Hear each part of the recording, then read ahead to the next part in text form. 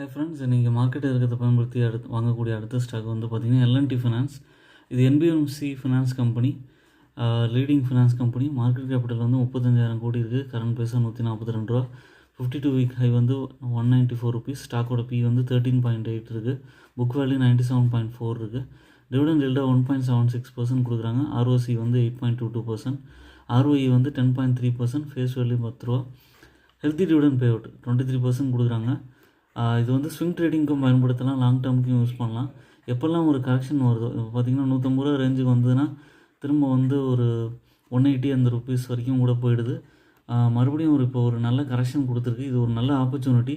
Long term holders வந்து இதை consider பண்ணலாம். கொஞ்சம் கொஞ்சமாக டிப்ஸில் அக்யூமுலேட் பண்ணிட்டு வந்தீங்கன்னா நல்ல ரிட்டர்ன் கிடைக்கும். ஓன் அனாலிசிஸ் பண்ணிவிட்டு கன்சிடர் பண்ணுங்கள். I am not a SEBI registered person.